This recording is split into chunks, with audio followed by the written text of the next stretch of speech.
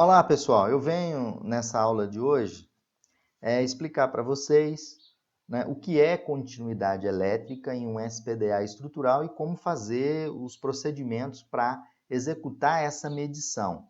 Essa dúvida é a dúvida de um aluno inscrito no canal da Universidade da Elétrica. Ele perguntou o que é a continuidade elétrica em um SPDA estrutural, quais são os valores que a norma estabelece e como que eu devo medir essa continuidade. Tem um videozinho onde mostra a preparação de um pilar de uma edificação, onde se faz o ensaio de continuidade para ver a possibilidade de utilizar aquela estrutura da edificação como um SPDA natural ou um SPDA estrutural. Assistam essa aula com bastante atenção e fiquem sempre ligados no canal da Universidade da Elétrica. Olá pessoal, vamos para mais uma aula no canal da Universidade da Elétrica. Na verdade, uma aula que foi montada para tirar uma dúvida de um aluno inscrito no canal. O aluno perguntou o que é a continuidade elétrica em um SPDA estrutural e como fazer a medição da continuidade elétrica de um SPDA estrutural. Pois bem, então vou mostrar para vocês o que é a continuidade e como medir.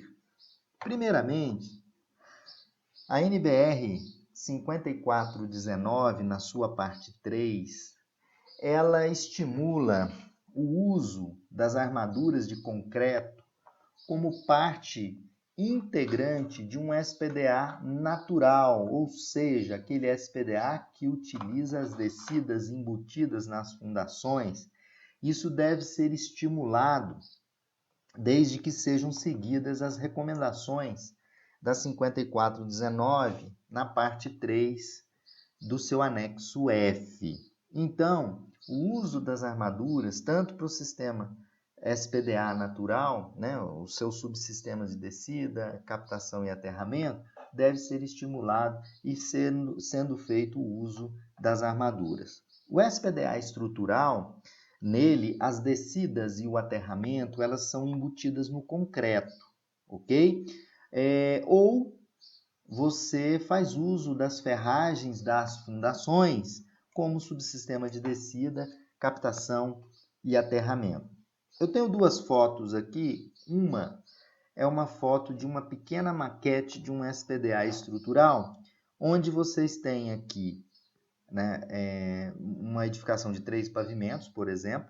Nós temos aqui as ferragens mais escuras, né? E aqui no meio eu tenho o que a gente chama de R-bar, né? Que é um aço galvanizado a fogo que vai dentro e preso nas fundações, ok? Isso é um SPDA estrutural, ou seja, aqui em cima no topo o raio desce e dissipa em toda a malha de aterramento, que é a ferragem embutida no concreto. Sabendo vocês que o concreto é um elemento semicondutivo, né? E quando a ferragem está mergulhada dentro do concreto, isso faz baixar bastante a resistividade do concreto. Isso faz fluir melhor a descarga, a corrente da descarga.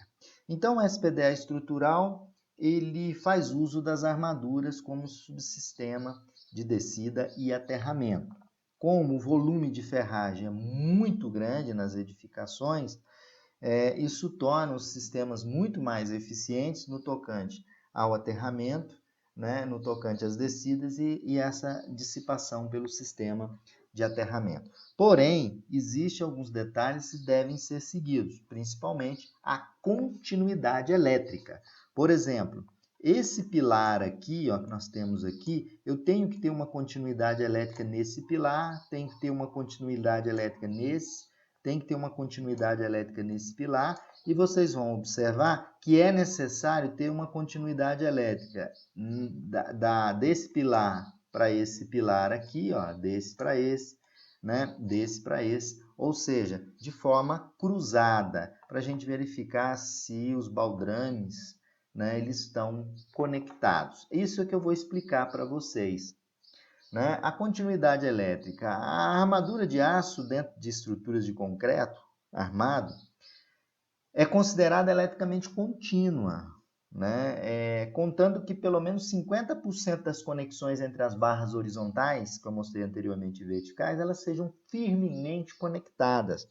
A norma estabelece que as conexões entre as barras verticais elas devem ser soldadas ou elas devem ser unidas por arame recozido, ou por síntese ou grampos, trespassadas com sobreposição de 20 vezes o diâmetro daquela ferragem. Isso para garantir essa continuidade elétrica durante a construção do SPDA. Bom, continuidade elétrica, como medir, né? Tem edificações, quando você tem uma edificação em que o perímetro dessa edificação é superior a 200 metros, você pode fazer um ensaio em 50% do total dos pilares a serem ensaiados. Você pode pegar lá, se a edificação tem mais de 200 metros, você pega 50% dos pilares. Se tem 20 pilares, você vai ensaiar 10 pilares, imaginando, né, que essa edificação não possui o SPDA e você está querendo fazer uso das armaduras, como sistema de descida. Então, aí a gente tem que ensaiar. Se é superior a 200 metros, ensaia 50%.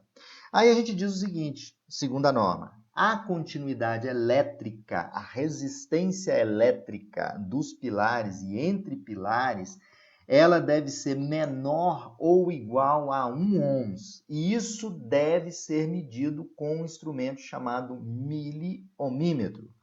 Então, se você tem uma edificação, foi a pergunta do aluno, já existente, e eu quero medir a continuidade, esse pilar ele deve ser escariado na parte de baixo, escariado na parte superior. Você vai lá escolher uma quantidade de pilares em função do projeto, coloca um miliohmímetro, né, circuito C1, P1 em cima, um cabo, esse cabo geralmente tem de 100 a 150 metros, vai depender da altura da edificação.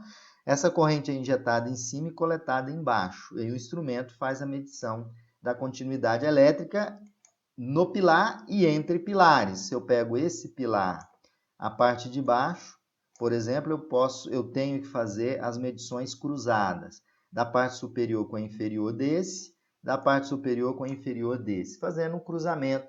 E a continuidade elétrica, você que perguntou, ela deve ser menor do que 1 ohms. Bom, quando você tem uma edificação, ou você está preparando ela não é preparada para SPDA estrutural, e você vai preparar para SPDA estrutural, você vai medir a continuidade elétrica entre os pilares, no pilar, e definir quantos pilares serão necessários.